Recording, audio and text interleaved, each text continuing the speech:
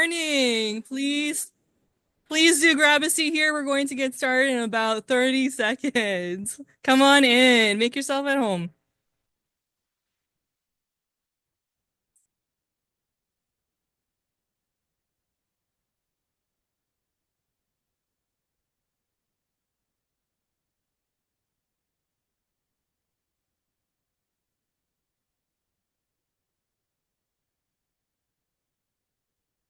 So good morning again, everyone. I'm really excited just thanks so much for taking the time to come and spend with us here at our offices at UNICEF and Generation Unlimited. And we also know there's like hundreds of people connected online, as well as all of you that have taken the time to come in person. I'm Urmila Sarkar, and I lead our programs at the Generation Unlimited global team. And I have the honor of I'm not the only MC here, but I'm starting the first part of our event on the sidelines of this amazing ECOSOC Youth Forum. I've been running into many amazing young leaders, experts just on the streets of New York, and it's been really fantastic. And I've already met some of you already in some of the side events and different events at the UN. We very happy to have a distinguished panel of experts, of youth leaders from around the world, from civil society organizations, from government, also from the private sector in some of our events, to have this diverse group to come together on what we wanted to organize around an intergenerational dialogue. Today, we know that there's over 1.8 billion young people that are facing huge challenges when it comes to accessing quality education, skills, and transitioning to dignified livelihoods. We also know that sadly, 261 million young people are not in education, training, or employment, with 2/3 of these being young women and adolescent girls. So the youth skills and employment challenge represents one of really the biggest development challenges of our time. And there exists a need to co-create solutions and systems that not only bridge the skills gap, and not only bridge the skills gap today, but also prepare young people, and many of you young people around the room and connected online, to lead our future of work and break intergenerational cycles of poverty and social exclusion. So our vision is clear, that young people are central, not merely as beneficiaries who advise, but you are, as young people, active co-creators of solutions that effectively address the challenges that they face, moving from learning to earning. It's so important, and we believe it's so important, to listen to our young people and understand how they define their own aspirations, how they define what it means for decent work, what does dignified livelihoods mean, and how they define their own destinies, so that we can also help bridge that with the needs of the labor market. So youth centrality really represents a commitment to ensuring that young people are meaningfully engaged at all stages of policy, of programming, from the design to implementation, and all the way to monitoring and evaluation, really changing and transforming lives. Young people have the energy, creativity, and talent, and we're going to hear from a lot of young people today, to take us forward. I'm really happy that we can have this event as Generation Unlimited alongside our fantastic and mission-aligned partners. We have the Global Partnership for Education and the World Organization of the Scout Movement working together, and we want to look at how can we highlight exactly how young people can co-shape this agenda and be equal partners in our work. Throughout this dialogue, we're going to hear a diverse perspectives from public sector, from private sector, as well as directly from our young leaders themselves that really have the firsthand idea of the problems, but also the solutions. What makes this event unique is that we've designed with our co-organizers a series of mini panels that each embrace intergenerational dialogue, exploring solutions that are innovative, partnership-driven, and inclusive.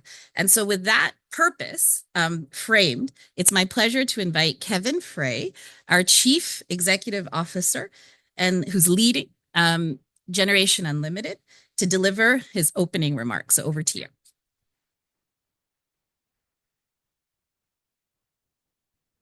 Thanks. Thanks, Mila. And it's great to see so many friendly faces here. I'm glad we started a few minutes late because it let me catch up with some of you. Um, a very good and very early morning, and thanks to everyone for making it in here for 8:30.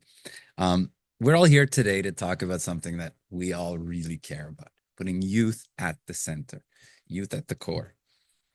And not just as a concept, not as some kind of theoretical exercise, but what does that look like in practice?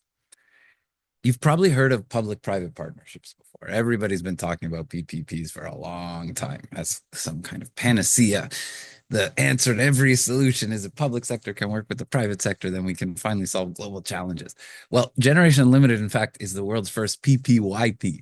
So it's a public-private youth partnership. So youth at the table, co-equal to our private sector partners, to our public sector partners, working together to solve, as Urmila said, one of the really existential issues of our time. But what does that mean? So I figured, you know what, I'm going to tell you a little story. So the Generation Unlimited board that I report into has some very distinguished people on it, CEOs of some of the world's biggest companies, heads of UN agencies, heads of some of the world's largest foundations, and some young people. And this was a couple meetings ago. Our previous board chair was Alan Jope. He was then the CEO of Unilever. And we had a new youth representative on the board, someone Ashish you know, Taha Bawa. And so everyone had to introduce themselves at this very distinguished table here in New York with these very important, fancy people.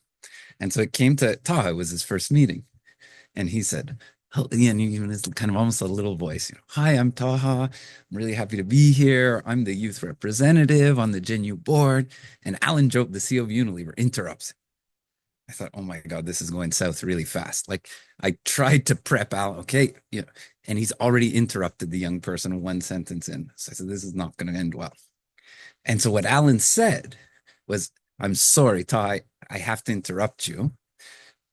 You're not a youth representative on the GenU board. You are a GenU board member, full stop. And that's an extremely important signal to everyone sitting around that table. This was not somebody here to represent a constituency. He was co-equal to the CEO of Unilever, the CEO of PwC, the executive director of UNICEF, making real decisions on strategy, on budget, on governance together. So we're really trying to channel that essence as we move forward of young people as partners and leaders. As Urmila said, we are looking at one of, I think, the most existential issues facing humanity today. And it's a rarely talked about issue. We hear about climate all the time. I think everybody knows climate, 1.5 degrees. So we had Ajay Banga, the president of the World Bank, at our board meeting last week. And he started his opening statistic, silenced the board. So over the next 10 years, 10 to 12 years, 1.2 billion young people will enter labor markets. Can anyone guess how many jobs are projected to be created? 400 million. I think we can all do the math.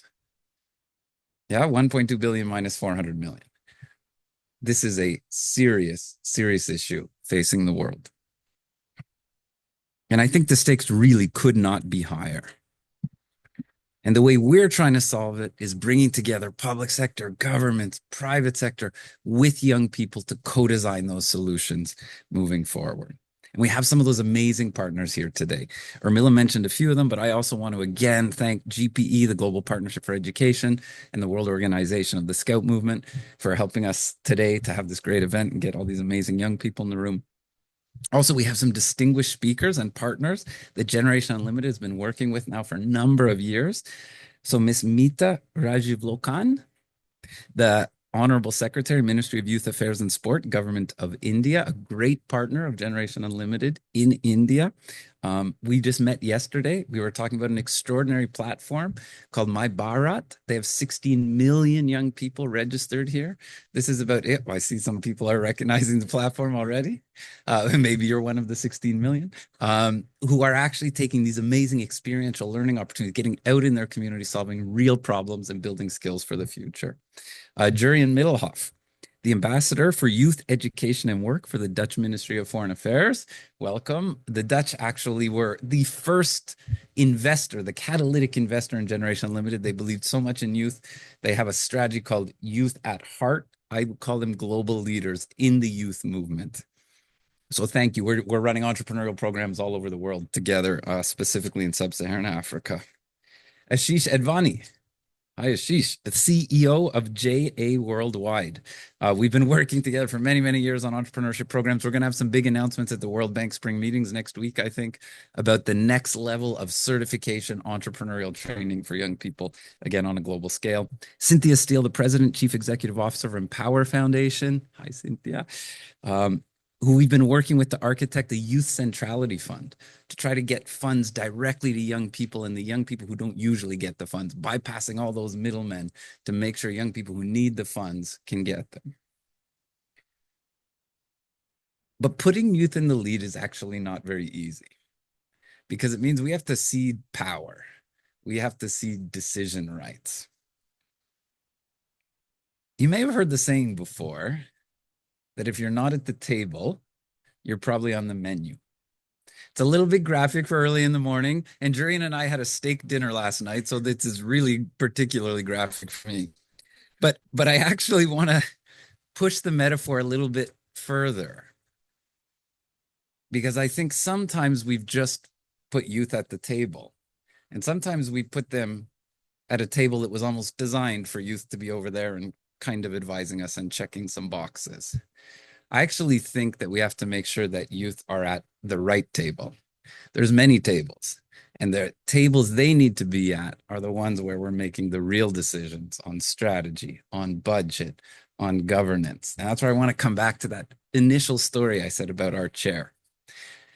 And Taha, at the board table, I want to encourage everybody here to commit to not only making sure that youth are at the table going forward, but that youth are at the right table, the decision-making table, as we together take on one of the most existential issues of our time, making sure those 1.2 billion young people have opportunities for dignified livelihood. So thank you so much for everyone for being here. I can't wait for the discussion.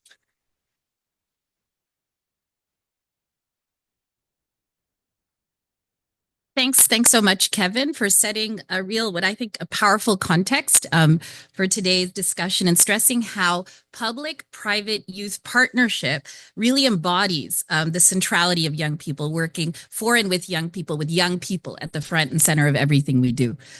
So now it is my honor to invite Ms. Meeta Rajiv Lochan, the Honorable Secretary, who Ministry of Youth Affairs and Sports at the Government of India, who we had the great pleasure of meeting and discussing with yesterday, as Kevin was mentioning earlier. She will deliver our keynote address. She brings a wealth of experience in shaping youth policy and government collaboration at the highest levels in India.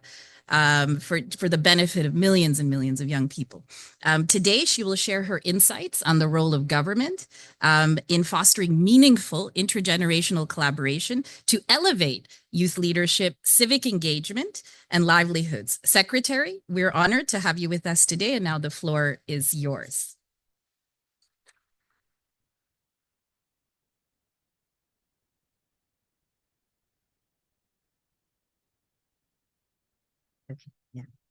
Yeah, I hope that's fine. I'm audible? Yes. Okay. So friends, we believe that technology has a key role to play in supporting livelihood opportunities for youth, such that youth are at the very center of things.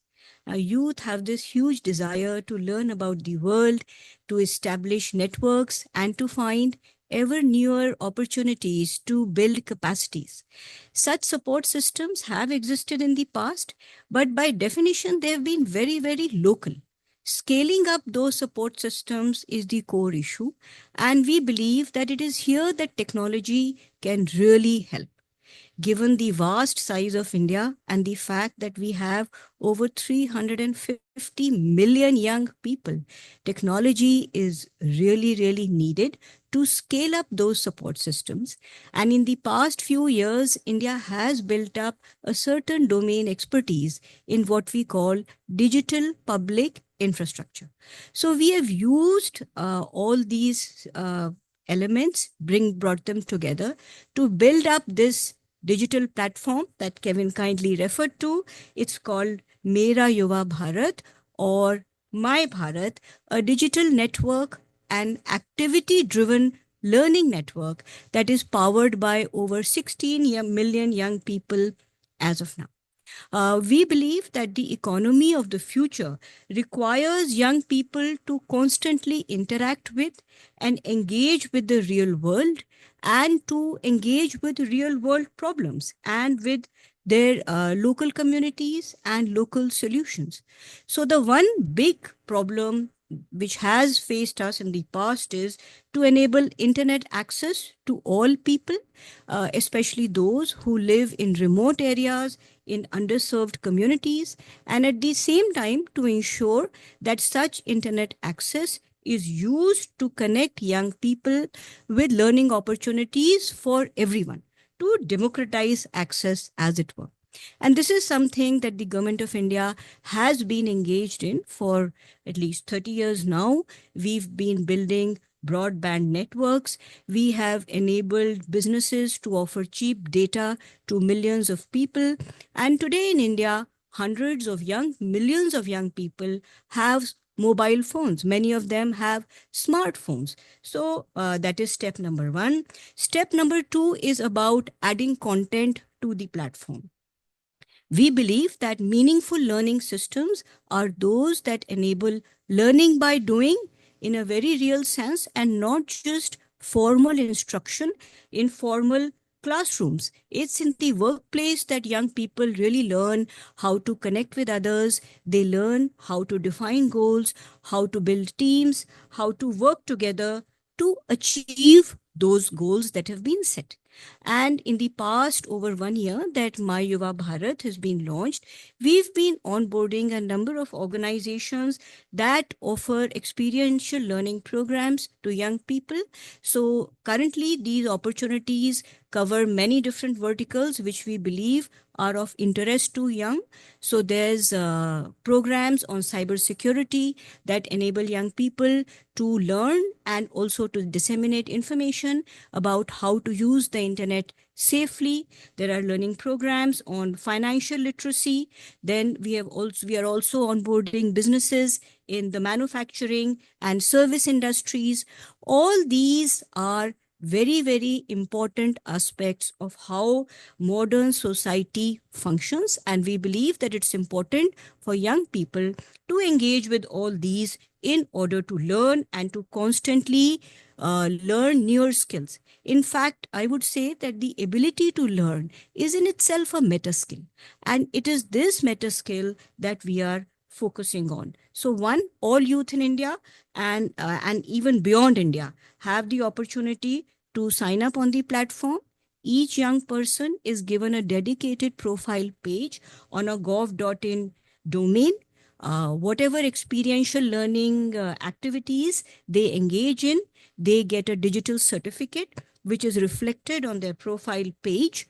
And this is how networks are begun. And then a network expands just as the manner in which young people define they wish it to expand. So bringing young people to the center of things.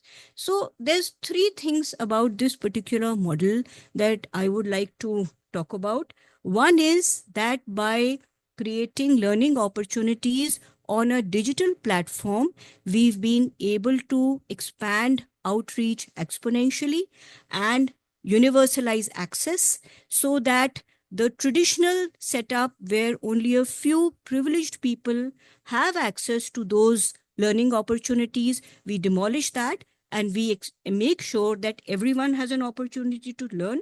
Secondly, we have also built in a local language interface. So this is Bhashini, the National Technology Mission, which has built up a database in 22 Indian languages, because we feel that young people are very comfortable in interacting with the internet in their own language. So this is one more unique aspect of this particular problem about how do we enable young people to learn more and more.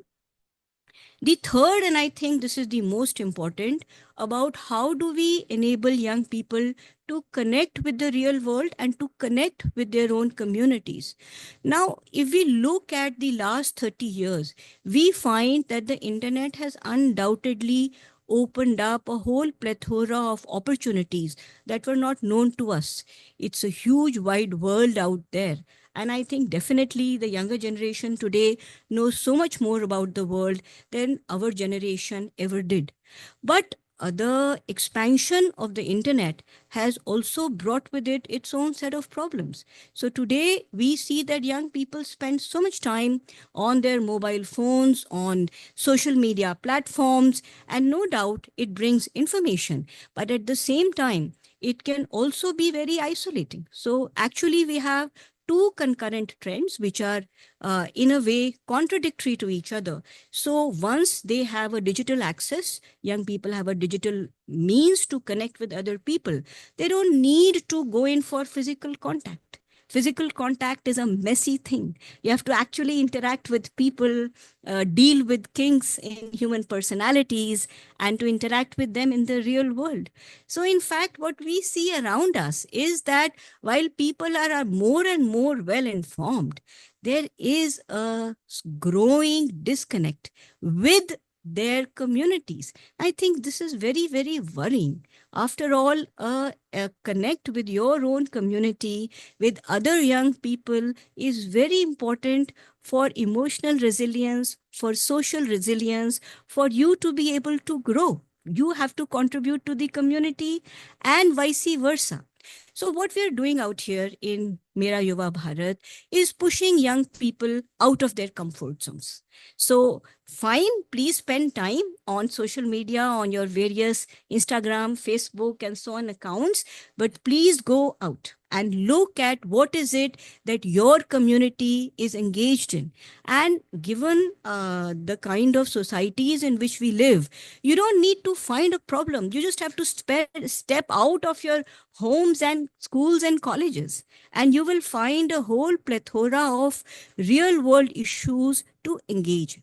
I think that this is the most important thing that such learning networks can achieve. This is a means for people to connect with each other and to solve a real world problem. That way the network grows and your own ability to deal with human beings grows. In fact, in the last 1 year, when we have been recruiting people for our organization, we came across so many young people who said, "Oh, please give me a computer. I'm very happy with sitting on it and in crunching data." And then when we asked them, "But no, you'll have to actually go out and talk to people." So you mean I have to actually talk to people? So this was a challenge, and it was something of a surprise to us that disconnects can happen like this. So I think that we have a wonderful opportunity to use technology to be able to scale up and to connect people with the modern world, with different aspects of society in such a way as to enable them to build up their own networks to empower youth in every which way. Thank you so much, Generation Unlimited, for allowing me this platform to share my views. Jai Hind. Thank you.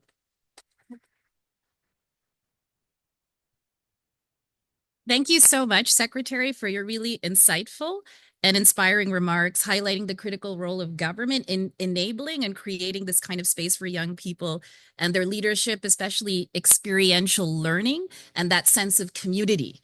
That's really, really crucial when we look at securing dignified livelihoods and for young people.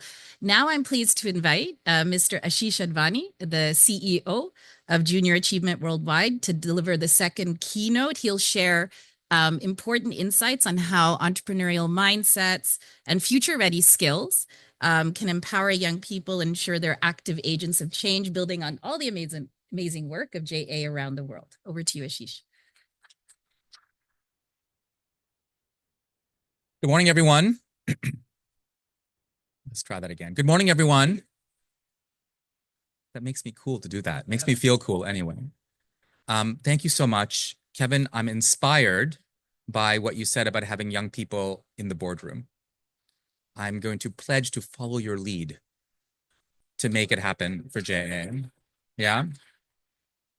And I'm Honorable Secretary, Madam Secretary, if I could use that. I was not aware of my Bharat. I'm inspired by your remarks to use the platform that's been created here to connect the dots between what we're doing in India and what you're doing in India, so we don't build another technology platform. Frankly, the world does not need another technology platform if the Indian government is investing in one already. So thank you for planting that seed in our mind. The challenge with partnering, I think, in this complex world of many organizations doing similar things is making choices about where we spend our time, where we build things, and where we partner. And what I love about this gathering, and frankly, the work of this organization, is you're all so thoughtful about making sure that we don't keep doing the same thing over and over again and not achieving results. So I see some nodding in the room, which makes me confident to keep going. I'm going to try to use my remarks here to share some very specific things that I believe we can all do in the room to actually help address the problem that Kevin outlined earlier, quoting the president of the World Bank. This massive gap between the jobs that are needed to be created and the potential lack of agency that young people have and self-belief they have to actually be entrepreneurs. The word entrepreneur means so many different things to so many different people. It could actually mean starting a restaurant. It could mean starting something which pays you a salary. It could mean starting something that pays you a salary and creates a salary for 4 or 5 other people. Or it could be building a giant tech business. It could mean all those things. And to some degree, it's up to you to define what it means for you. But what I know with a high degree of certainty is at some point in your life, you're going to be an entrepreneur. If you look at the data, and I'll just use World Economic Forum data to pick one data source, you're all going to have, on average, at least 20 different jobs in your life and at least 7 different careers in your life. Some of those transitions are going to be involuntary. You're going to get fired one day. In our generation, getting fired was stigma. For your generation, getting fired should be something to embrace as just another career pivot, another change. Which means you're going to have the agency to actually be able to create a job for yourself and maybe a job for others at some point in your life. Maybe out of necessity, hopefully out of choice. For those of you who are already entrepreneurs, I'm sure there are a few people in the room who already start to think of themselves that way, given the people who I know you attract here. You already have some of this agency, but many people have to have your level of self-confidence and your level of entrepreneurial abilities. I have a chance in my role to work with many different organizations and partner with many different governments. I'm not sure how many of you know about junior achievement. I'll be really brief about what we do. We have 3 pillars: entrepreneurship, education, financial literacy, and work readiness. And we've been doing it for over 100 years. We actually pioneered experiential learning here in America. Right when all the business schools were being created, we were the first high school-based entrepreneurship program in the country. And we expanded over the last few decades all over the world. We reach over 1.3 million youth in India now, and collectively over 19 million youth around the world. And the way we do that is by partnering with local governments and local school systems to teach entrepreneurship and financial literacy in schools.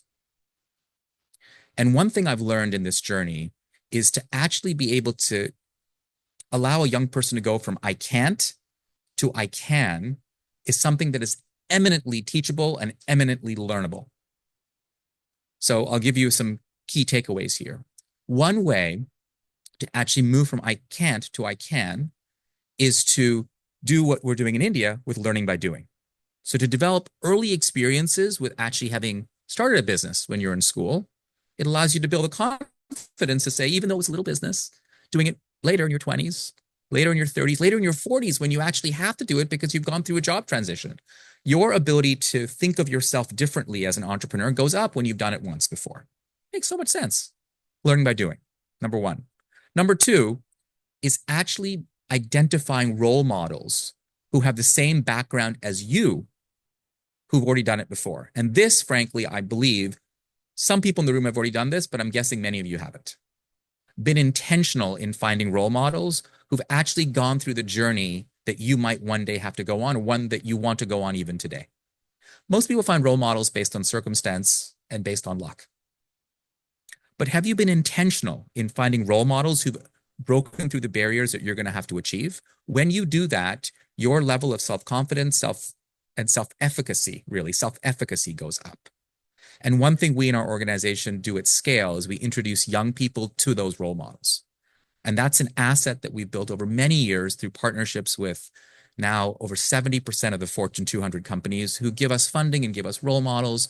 We've raised and deployed over $1.3 billion in the last 3 years to actually deliver these programs at scale all over the world, connecting young people to role models, including some people who are in the room who are going to be speaking later on today. Where are you? I've lost track of where you are.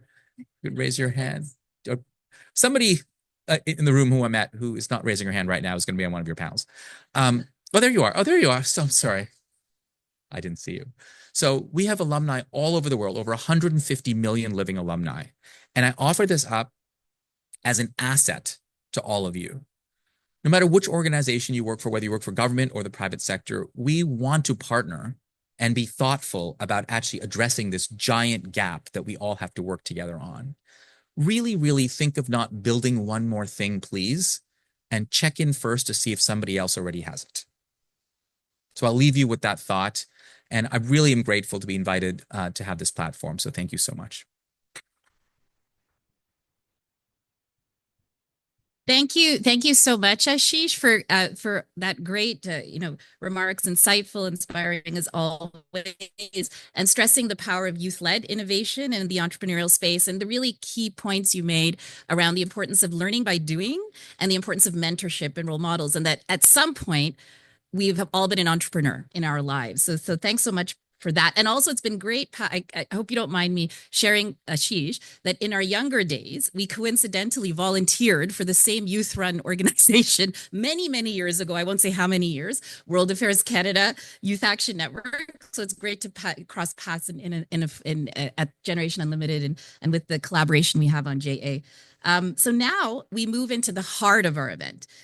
So we have 2 intergenerational mini panels designed to reflect the voices and insights of our young people, public sector leaders, private sector champions. You'll have noticed that some of us are a bit at the older end of the spectrum so far that have been speaking today. So I'm really glad that now we're going to hear a lot from our young people who are going to be leading these panels. Our first segment will focus on engaging young people in livelihood programs. So discussing what does meaningful engagement look like in practice? How can partnerships be structured to ensure young people remain central throughout? The second segment will explore skills development and best practices in youth entrepreneurship. So really looking at the evolving skill set and how young people will best thrive in these institutions and how we can support youth centrality programming. So we'll discuss more around that. So to guide us through both these important conversations, I'm delighted to introduce our moderator for the day, Rochelle Prasad, a youth leader from the Global Partnership for Education. And now, Rochelle, the floor is yours. Hello, good morning, everyone. How's everyone doing? Yeah, let's do this. So we've been watching the clock. It's tight. I'm not gonna lie. So I'm gonna cut this in half and we'll get straight to it in a second, okay? But first of all, who am I? My name is Rochelle Prasad. I am a social entrepreneur, classroom teacher. Shout out to Junior Achievement, by the way. Love y'all. And your moderator for today's Important Side event, as on behalf of the Global Partnership for Education Young Leaders Program.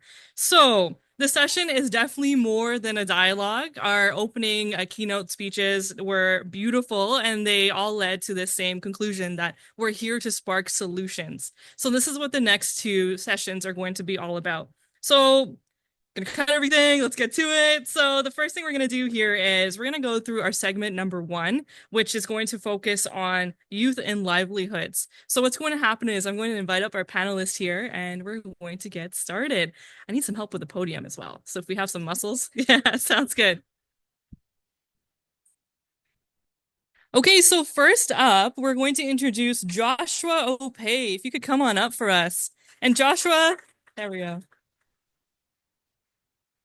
As Joshua's coming up to the stage here, they are the chairperson for Commonwealth Youth Council. Thank you so much for joining us today. Next up, we have Melissa. Round of applause for Melissa. Melissa is a youth representative of World Scouting. Thank you for joining us today. Next, we have Jurjen, the ambassador for youth education and work from Dutch Ministry of Foreign Affairs. Thank you for making your way today. Hey. And next we have Emma, Dutch youth representative from Dutch youth representative. There we go. Short and sweet. I love that. That's awesome. So following this segment, we will have a Q&A. We will have the opportunity to address both online, so hybrid today, and in person.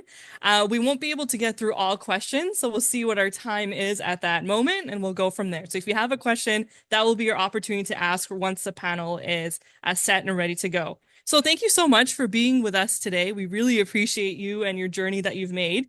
We're going to get started here and go straight to Joshua. So we were talking about this morning about the importance of youth interaction with partnerships and government spaces, etc. here. So could you please highlight examples of where these partnerships have delivered real impact for young people? There's a mic. So there we go. Yeah. Hi, everyone.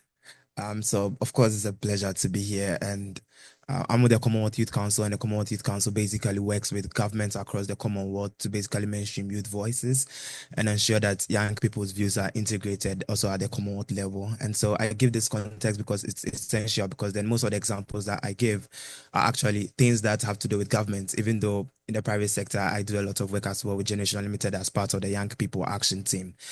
So earlier this year in January, I was in Pakistan for the launch of the Pakistan National Youth Council. One thing that we advocate for at the Commonwealth is that all our countries should have national youth councils. Why is it essential? Because a lot of times the government or stakeholders think that engaging young people is just about getting 1 or 2 or 3 young people in a room and then just asking them, what's your view on this? But then no, we think that it's supposed to be a structure. And so in getting the structure is the National Youth Councils. And so through the National Youth Councils, and Pakistan has launched the Pakistan Youth Digital Hub, which is something that they are working so closely with GenU Unlimited. So when I was there, we had the Asia Ministerial meeting with youth ministers, and the idea of the whole Digital Youth Hub was pitched to us. And then my question, of course, goes, what are the perspectives of young people on these? Have you engaged the young people about this? And I think that that forum provided an opportunity for us to actually then throw it to the National Youth Council executives, the new elected National Youth Council, to then co-create what changes could be added and what new things are going to be added. And so quite recently has been launched, and it is actually getting a lot of impact. I think that for each solution that we create, if we are creating it for young people, if we don't do it for young people, then it is bound to fail. Thank you. Thank you so much. And just highlighting something you said, if we're not creating it for young people, then what's basically the point? And you're right, the next generation is what we need to be focusing on, especially if we want to achieve the UN SDGs. That's the way forward here to support our next gen. So we're going to head over here to Melissa. We've talked about a really important example here. And Melissa, I want you to add to the conversation here. Can you provide another example of a youth-centered partnership that you've been involved in? Yes, thank you for the question. Hello, everyone. I'm very happy to be here and to see a lot of familiar faces. I'm going to talk about a model that I think is a great example here, and it's the Youth Empowerment Fund. And it was created by the Big Six Youth Organization, and with its second edition with the European Union through the Global Youth Mobilization. So the fund was co-created by young people at literally every level of this model. And it's not just through the decision making, but also the funding decisions and who gets the funding. So This year, we received an overwhelming number of applications, more than 10,000 applications. And so I'm going to start with that. Because we got this big number of applications, we decided to hire pre-sifting consultants. And 90% of these consultants are young people, and I'm one of them. So this created not just like a learning opportunity or an opportunity for these consultants, but it was a paid job. It was a real job, and they got compensated for it. And once the application, so the consultants, they do basic eligibility criteria checks. And then once this part is finished, we go on to selecting the people who will get awarded with the funding. And to do that, we have a global panel of youth panelists who do that. So young people review the application and select who gets the funding.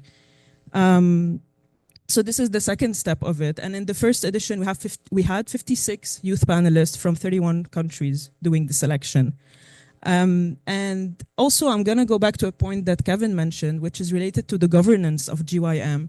So we have a board as well, and the board is equally divided. 50% CEOs from across the big six and partners, and 50% young people, and they have equal rights in the voting and decision making on the board, which is also very, very important.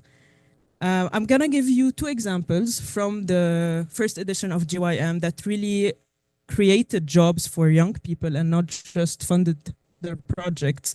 So the first one is in Kenya, and it was a project that was helping young mother train in tailoring. We have a young mother who's 19 years old. Her name is Joyce. And she completed a 6-month training, and now she is employed in a local school creating school uniforms for young children. Another program was in Scotland, and it was a digital literacy project for marginalized youth. And it helped them gain tech skills, and it really helped them reconnect with education. And it boosted employability in post-pandemic job market around Scotland. So I'm not going to talk about a lot of statistics, but I just want to say that what is powerful here is that this model is kind of becoming like a full circle ecosystem, because a lot of the people who were awarded in the previous edition are now youth panelists for the second edition, or they're mentors, or they're helping in capacity building workshops that are being given to the new cohort. So it's really it's not just a pipeline, it's a growing community of young people that are empowering each other and helping each other out. So I'm gonna just end by saying that it's not just about funding young people, it's about transforming their ideas into real impact-driven employment. And I already said that in a previous event. And it's really, it could be through job creating project, community project, but also just paying youth and recognizing the work that they are doing and that they are leading this work. So yeah, if we're serious about youth employment and education, we need to stop asking how to teach young people or how to get young people involved, but really just to start creating systems that center them. And the Youth Empowerment Fund is one example. It's working, and I'm sure there's many other examples. So thank you. Thank you so much, Melissa, for sharing that. I have a small story to add here. Promise won't take too long, I promise. So when I was 14, I started a organization called Spark Foundation, and I've been doing that for I'm 26 now, so about 12 and a half years, if I'm doing the math correctly.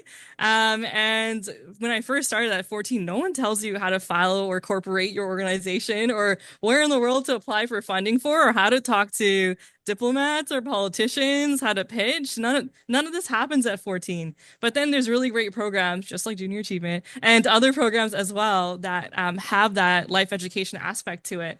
So with that being said, what I found along my journey with Spark is that when I'm reaching out to funders, or when I'm reaching out to government execs and things like that, it always helped when there was a youth rep on the other end, or a youth within that center focal point to help with that conversation.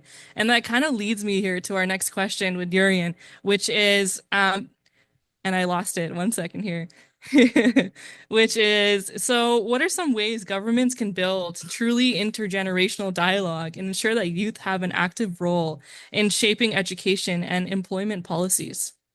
It's very specific question.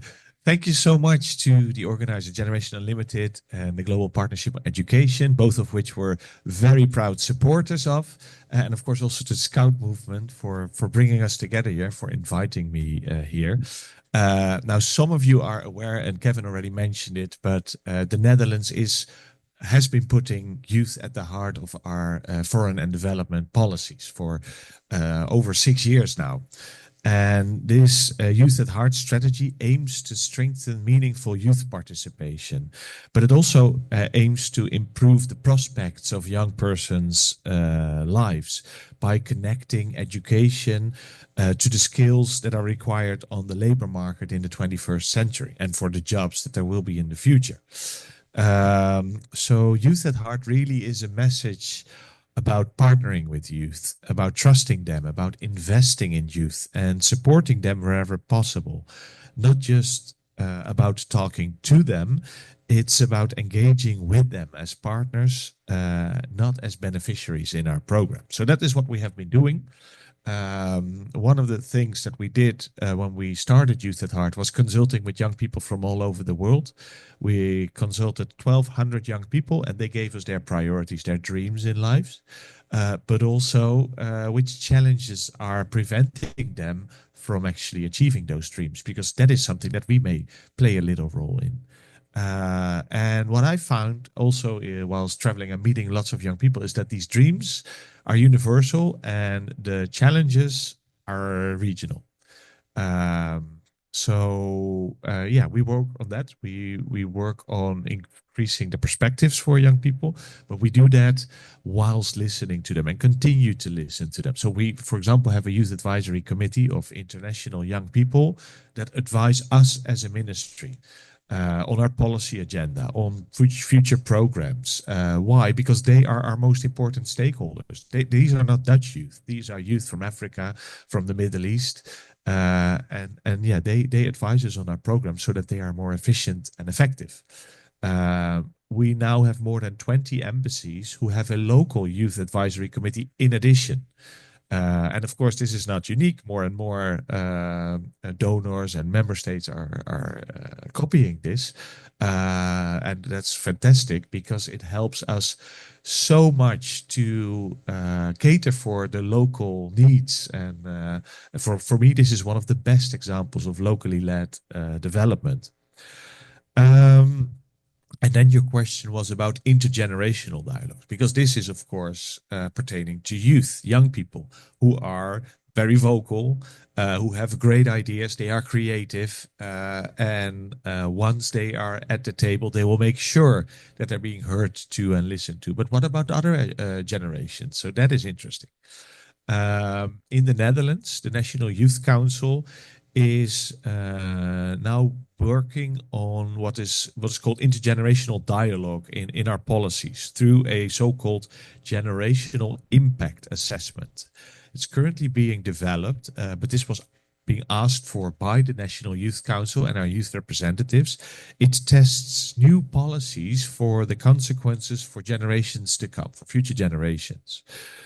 So by gaining insights from different generations, a fair distribution of the burdens and benefits of new policies for both current as well as future generations can be ensured.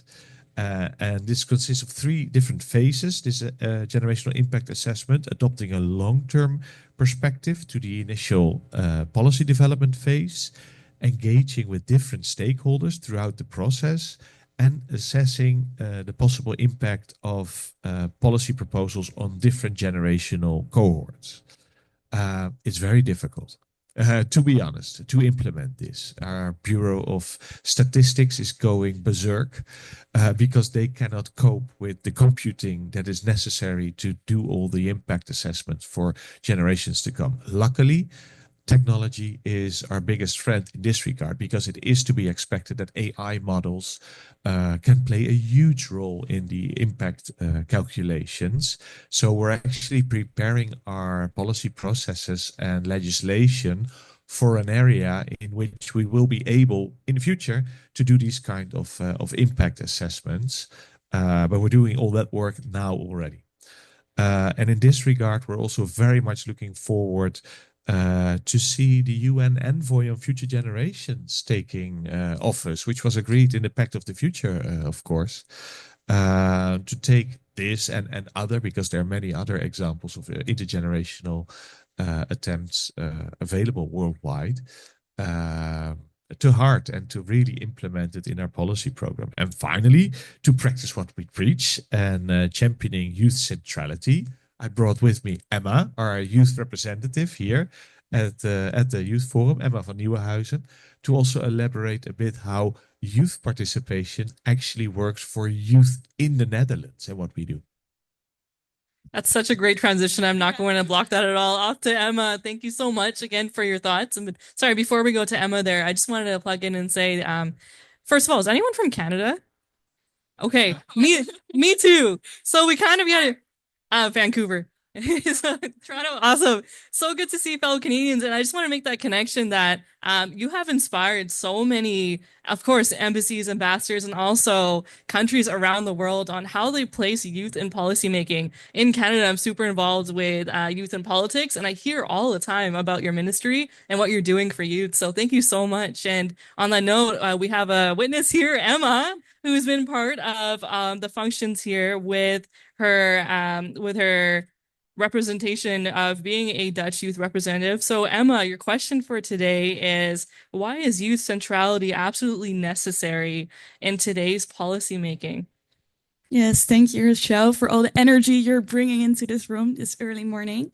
Hi, I'm Emma van Nieuwenhuizen. I'm the Dutch youth representative, and a big part of my job actually exists of talking to young people. So I'm gonna make it a little bit more personal.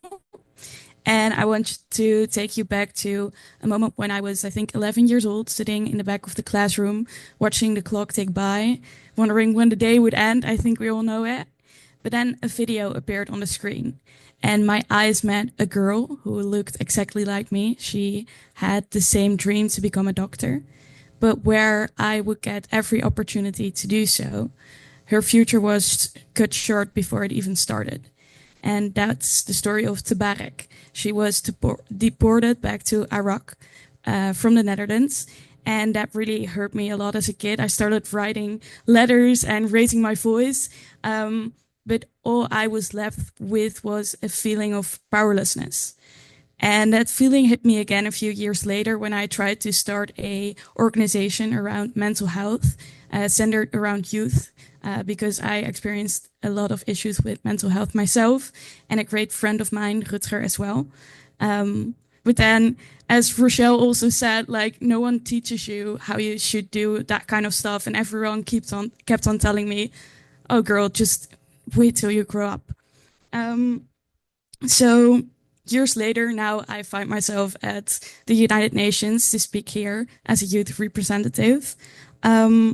But I feel like sometimes the script hasn't really changed. The phrase, like, we need to give youth a voice, is one that has appeared many times in discussions during the past few days. And I feel like that's kind of misleading, because it's saying two things. First of all, that we youth have no voice to begin with. And second of all, that power is generously extended to us rather than rightfully ours. So let me say it more clearly. No one has ever given us a voice. We are born with it. And what we are asking for is an ability to voice it where it matters.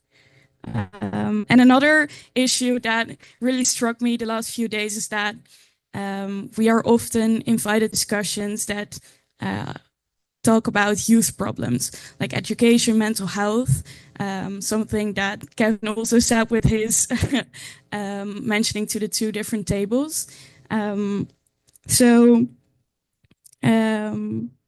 What did I want to say? We are so much more than that. We're doctors and scientists and economists.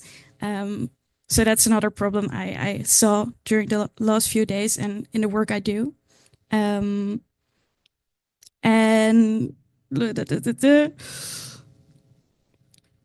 I feel like most important about the job I do is that I see what youth can do. In every room I enter, I see what happens when youth are truthfully included. We can ask the questions that are normally avoided. We challenge the assumptions that no one else dares to. And I feel like that's why I do what I do. That's why I do this work. Because I cannot forget the faces of those voices that weren't heard, of Tabarek, of Rutger. And we are here, we speak, but the system still isn't really built to listen. So maybe the question is not why youth centrality, but more what kind of legitimacy do our policies really hold when it's crafted without the very generation that is forced to live with the consequences. Thank you. Thank you so much, Emma. One quote that you reminded me of, and I'm actually going to quote a colleague in the room here, Zion. I'm going to steal your quote, and it goes by this: we're all not the leaders of tomorrow; we're the leaders of today." And that's what that really resembles. So thank you so much for your thoughts. All right. With that being said, can we please give them a round of applause? Thank you so much for your time here today. We're going to move on to segment 2.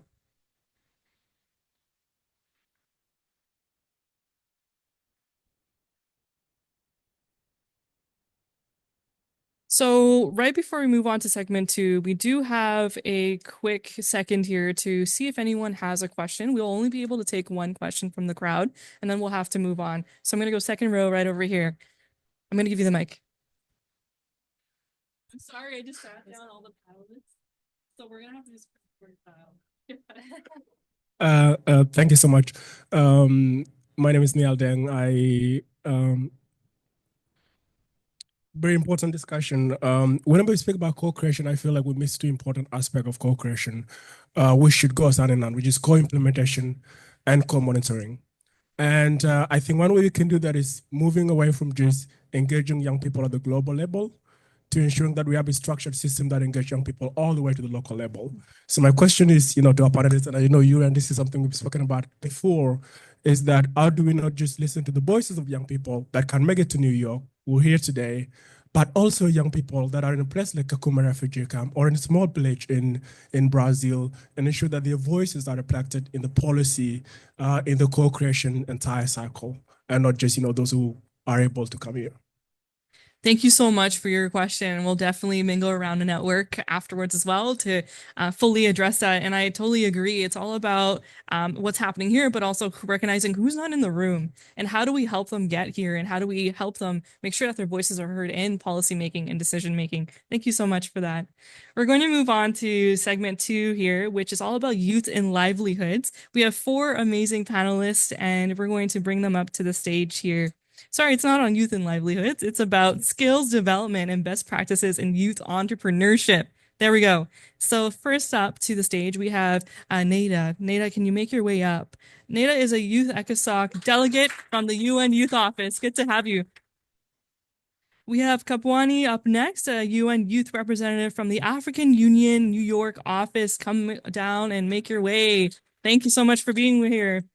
We have Folinka, she's from GPE, and she's a global advocacy specialist. Thank you so much for being here. And we also have Cynthia. Cynthia's the president and CEO of Empower Foundation. Thank you so much. So we're going to start off with Neda here. So your question for today is, with your experience in human rights and policy advocacy, how can young people influence employment-related policy and what needs to make skilling systems more inclusive and youth-centered?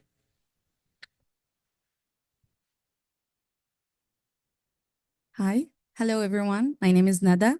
I'm from Tunisia, and I'm the Director of Policy and Advocacy with Politics for Her, a member of the Youth Policy Board with the World Food Forum, and Global Youth Advocate with Junior Achievement.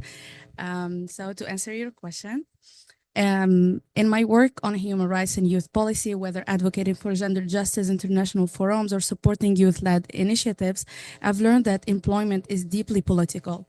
And yet, as young people, especially in my region, the MENA region, we're constantly told to stay away from politics. But how can we, when politics shape everything from our job prospect to our ability to access education, healthcare, or land? Human rights and politics are deeply interconnected. Access to decent work isn't just about skill, it's about structural barriers, gender discrimination, lack of digital access, colonial legacies, weak legal framework, and economic policies that don't center youth needs. That's why the meaningful participation of young people in shaping employment and education policies is not optional, it is fundamental. From my experience leading youth advocacy effort and supporting agri-entrepreneurs in the MENA region, I've seen how young people are filled with ideas, but we're not giving the tools, resources, or policies that enable us to bring them to life. We've seen how youth are often overlooked in national planning and how skilling systems are outdated, failing to match the market needs. And in reality, many of our youth are graduating with degrees that don't align with the current or future job market, like sector in agriculture and sustainability, especially for young women and for marginalized communities in rural area where they don't have digital access or land ownership or even good quality education or even education at all. So how can we make skilling system more inclusive? We should expand the definition of expertise. Many young people are doing powerful work outside of formal education through activism, community organization, and informal learning. We need to be flexible with the system, integrate entrepreneurship into formal education, which Junior Achievement is doing with Injaz Al-Arab in my region. We call it Injaz, and that's how I found out about it. I'm an English language graduate, and we had that program in our university, and it was really inspiring because it broke the stereotypes that language students have to be teacher. No, you can be an entrepreneur. Whatever thing you chose to be in your university, still you can be an entrepreneur. Something that inspired me in my work with the Woodford Forum. So thank you. So we need to recognize and institutionalize youth-led solutions, shift institutional mindset to treat youth-led initiative as credible strategic contribution to economic and social development. Make funding and mentorship accessible and visible, create youth-friendly platform that make funding available, connect youth with diverse mentors, and provide simplified guidance. As you said, at 14, you don't know how to do it. So we should make it more clear, more accessible to everyone, especially in marginalized communities and rural areas. We have to address political and structural barriers to employment, acknowledge employment as a political issue shaped by economic policy, global inequality, and governance. Youth must be engaged, not just as beneficiary, but as active co-creator of economic policy. We must design with youth, not just for them.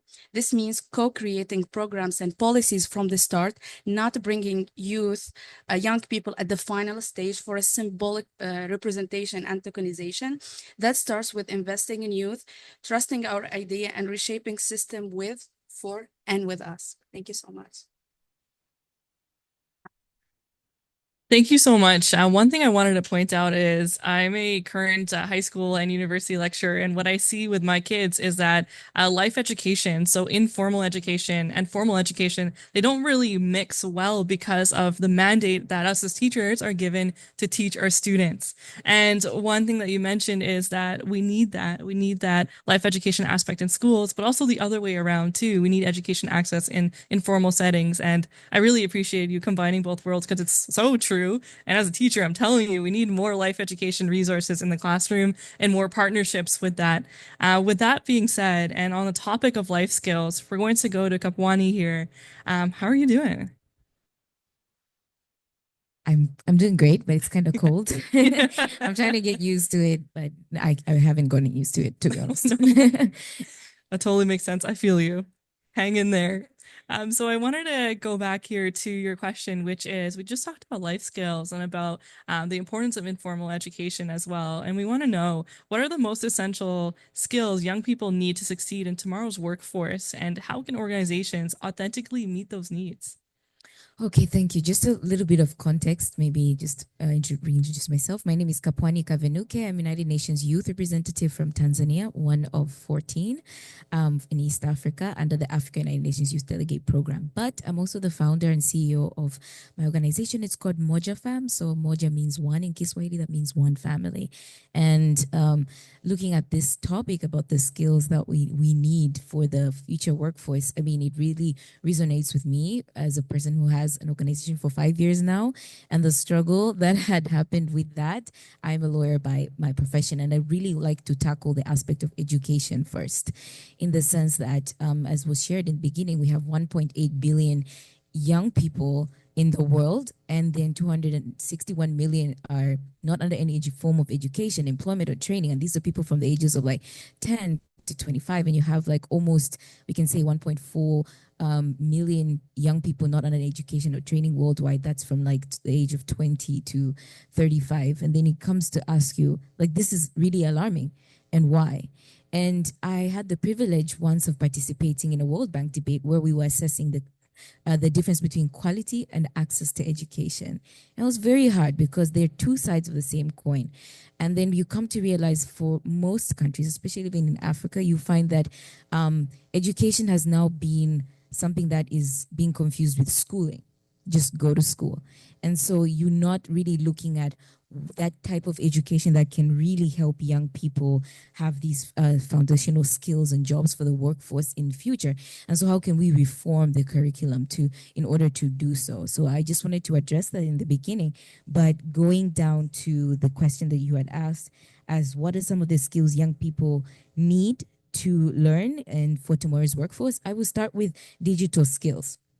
And when we talk about digital skills, I think everyone talks about AI technology, but it goes beyond that. It can be as simple as knowing how to send an email, how to apply, how to, text somebody on WhatsApp. I know there's some people who don't even have smartphones. It goes really far to that sector. When I started my organization, I was in my second year studying, and I don't have money to pay anyone to do graphic designing for me for posters because I needed to boost the work we are doing. I learned how to use Canva because I was like, no, I can't use my money right now. I was paying someone like almost 300 Tanzanian shillings. I don't know how much that is in dollars, but I decided to learn, and nowadays I'm like really good at it and I like it. And I realized, okay, these are some skills that you can actually start as a young person, and it can actually help you as well. So not necessarily waiting maybe for someone to teach you, but you also have to have that passion to want to learn. And other skills like AI, it's getting bigger now, and it's important for us to learn that as well. And another thing that I would like to say is leveraging the green skills, the blue skills. In Tanzania, especially, we have people who are dealing in seaweed farming. So you find that maybe the education route of maybe wanting to be a doctor or something that is not for you, and you go through these different types of training. For example, in my organization, we also work on climate, gender, and economic growth.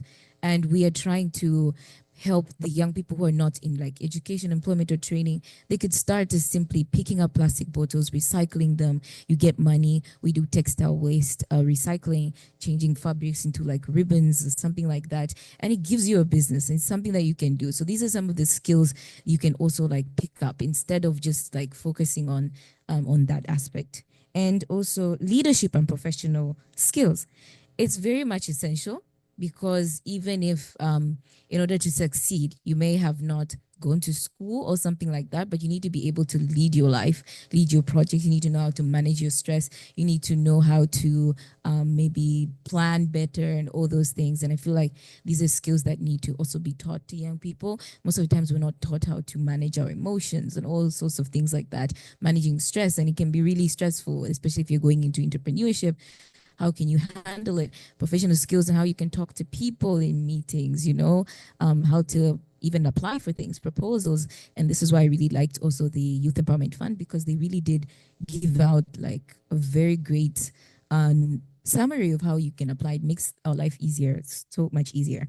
And lastly, I'd just like to say that on the aspect of how organizations can also play a part in ensuring that this is being done.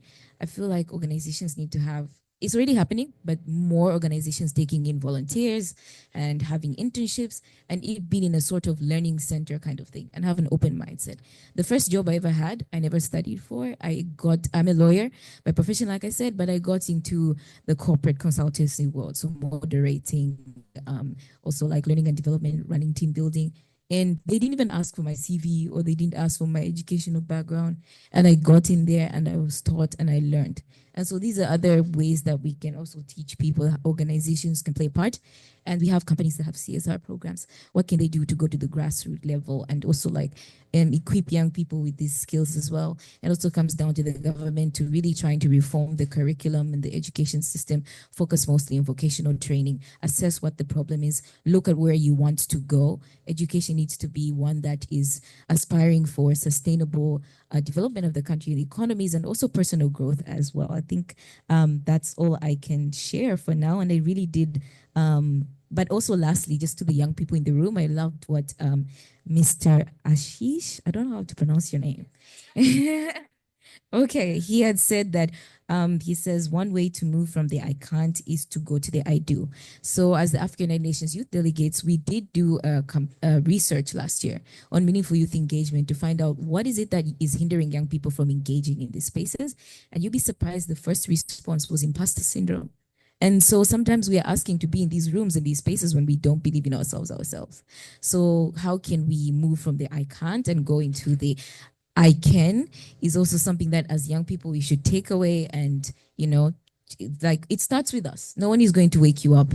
No one is going to come and grab you and say, do this, you know, so you have to also assess yourself and know where you are. Yeah, thank you.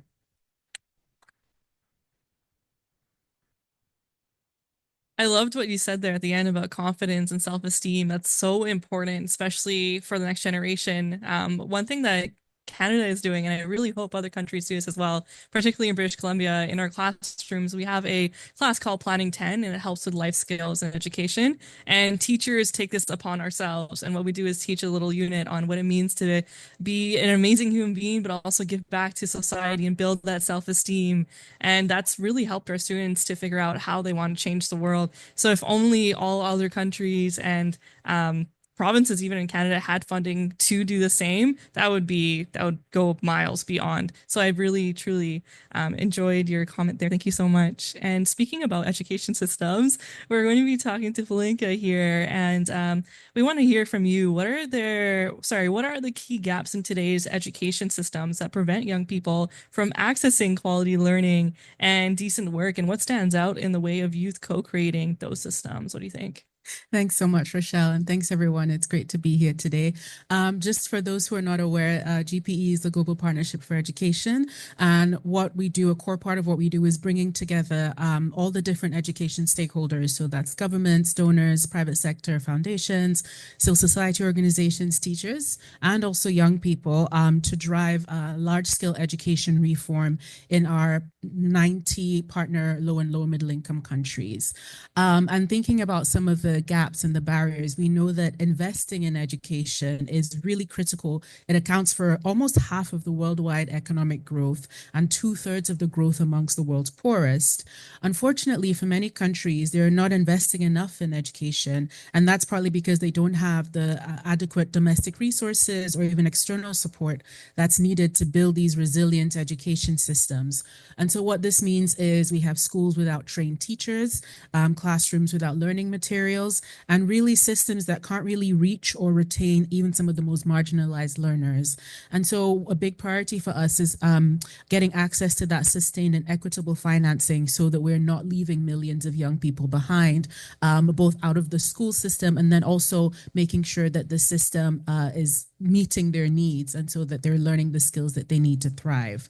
And then we also know that even sometimes for those who are in school, the quality of education that has been mentioned earlier, the quality of education can really vary, and it can often be disconnected from the skills that they need not just for the future, but the skills that they need for today.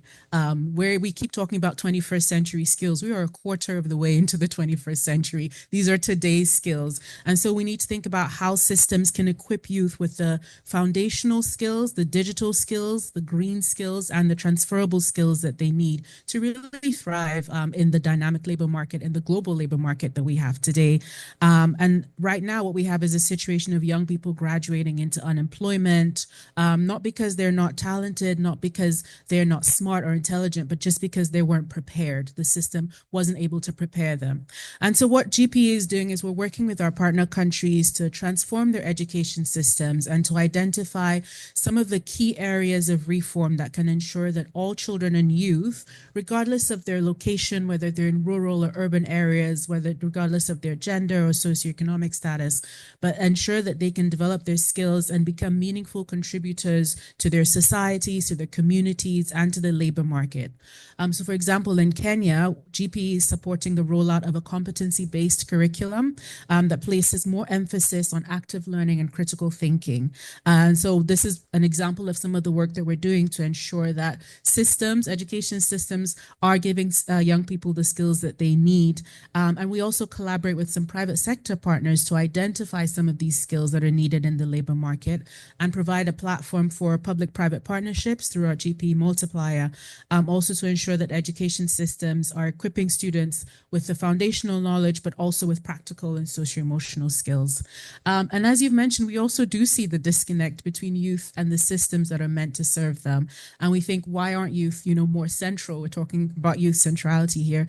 And really, we see a lot of structural barriers, as has been mentioned. Youth are excluded from some of the policy-making spaces where the decisions are made, either due to age or lack of formal roles or some of the perceptions about their capacity. So what we're doing at GPE, our efforts to address this. So for example, we have our Education Out Loud program, which is a fund for social accountability and for advocacy. It supports civil society to shape education policy to better meet the needs of communities. And this supports through EOL, we are supporting youth-led organizations. It's an open call, but we do support youth-led organizations. And we also support national and regional education civil society networks that also involve and support youth. So there are a lot of our national education networks that are actually also working with youth education. So they're receiving funding for that. And at the country level, GPE, we encourage the participation of young people in the local education groups, which is where some of the key discussions about the education priorities for investment are had. These are just some small steps. We're also thinking how we're really engaging young people, both in our advocacy, obviously, as Rochelle is a GP youth leader, we engage youth as advocacy partners, but also throughout GP operations and what that means. We are country-led, so a lot of it is determined sort of by the appetite of the national government to engage with youth, but on our side, we do provide a lot of that encouragement and are thinking really deeply about what structural changes we need to make as well.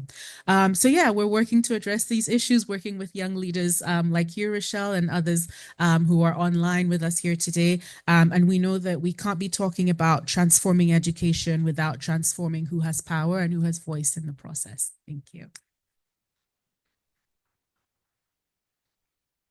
So beautifully said. I don't know what to add to that. That's perfect. That's awesome. Thank you so much for your thoughts there. And on that note of youth centrality, we're going to move over to Cynthia, and we want to hear more about you and your work with Empower Foundation. And your question for us here today is, why is youth centrality more important now than ever in international development? And could you share how Empower Foundation is contributing to this?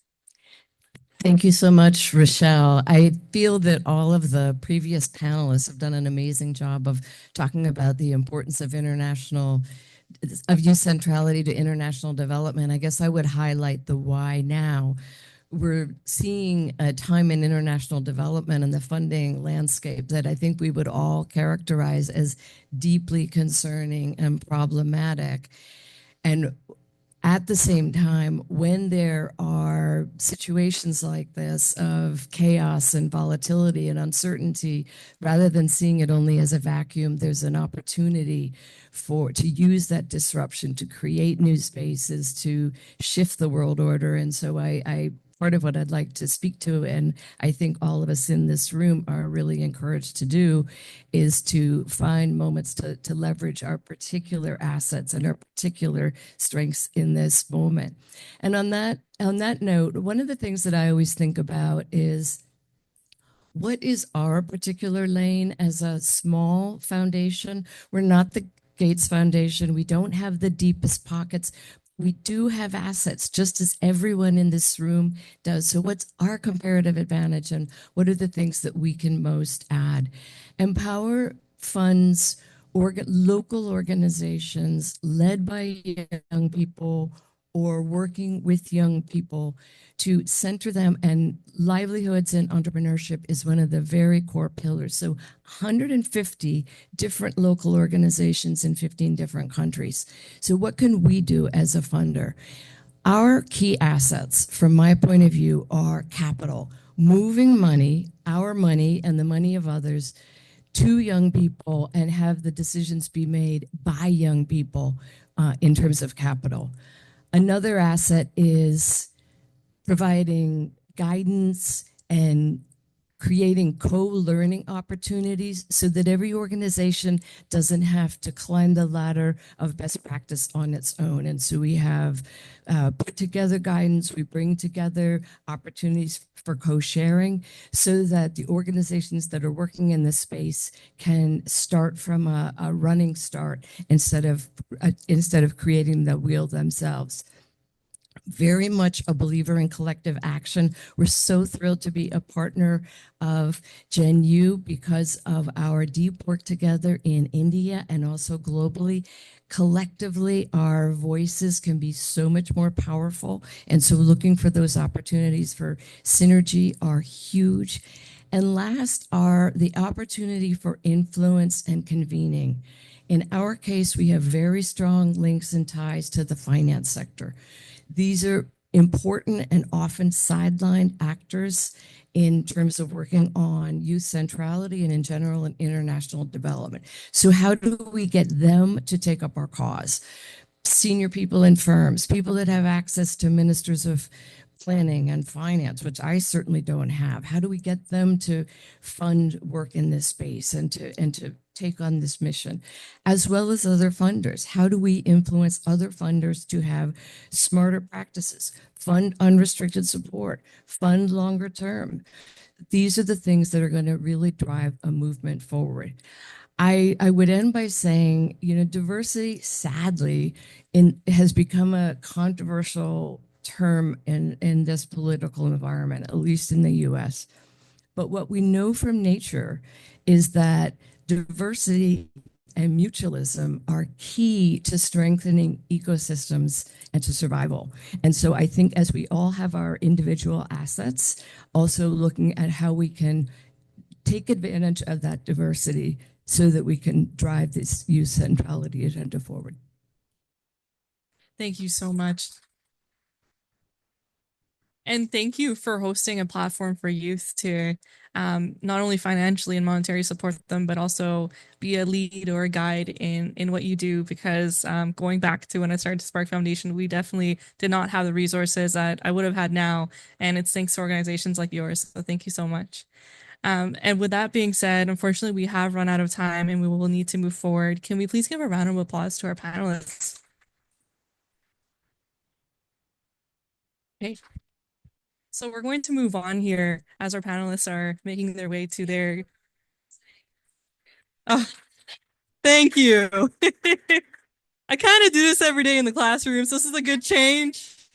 I love this. If anyone's looking for an MC, I got you. I got you anytime. But with that being said, we've heard so many amazing comments on how youth need to be at the center of decision making, either it be in a boardroom, either it be in a conversation. We need to keep pushing that and put youth where they belong, which is in leadership positions. And on the other hand, we've talked about partnerships and government institutions. Government institutions and partners need to not only hold space for youth, but make sure that there's doors that are open for us to go into. Because a lot of the times, as a youth myself, the doors are locked. I have no idea where the key is, but normally a mentor that I've reached out to or someone that is at that other side of the door can help open that. And that's what we need to keep doing if you are in a government institution or partner organization. You got to have that key and move that forward with youth in mind. So coming up next here for our closing remarks, I am pleased to invite back up to the stage Urmila. Well, it's okay. Yeah, it's fine. No, thanks again for the amazing moderation and great to meet a fellow Canadian with Rochelle. And I also just wanted to say it's been a great partnership with Fulyanka at the Global Partnership for Education and all the work that the GPE has done to bring amazing young voices to all kinds of platforms, whether it be about education or the transition to the labor market. Great to meet Cynthia at Empower and all the amazing youth voices we just heard today. So just great. So a round of applause for everyone. So to bring these conversations to life, we wanted to turn to a powerful message from young people around the globe. We talked about how many young people can't make it to New York, and we have hundreds of young people connected also online. And so we wanted to have in this video to hear from them how they reflect on what youth centrality means to them and a collective call to action to all of us, because they're holding us accountable, partners, policymakers, and the youth change makers to move dialogue to action. So let's hear from them for a minute. Can we put the video on? And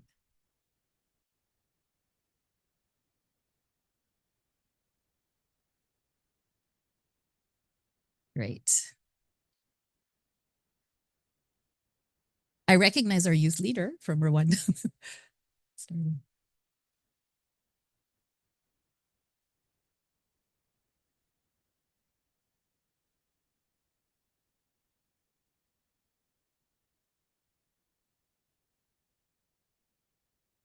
There we go. There's Ernest.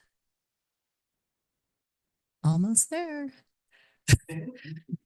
Young people must be included in decision making at the public-private sector level.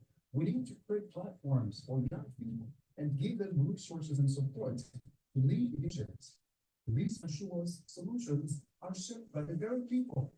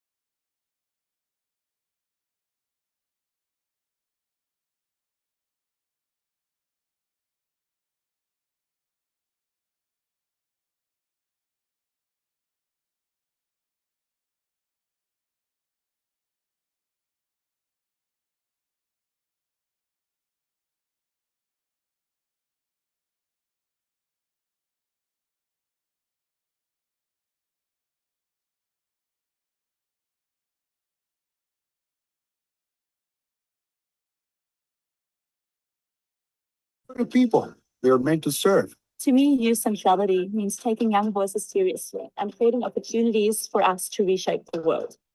I think youth have this very special perspective filled with creativity and hope, courageously guiding us towards a better future. So my message to youth is not to lose the magic of imagination and to stand behind our ideas with courage that guides action.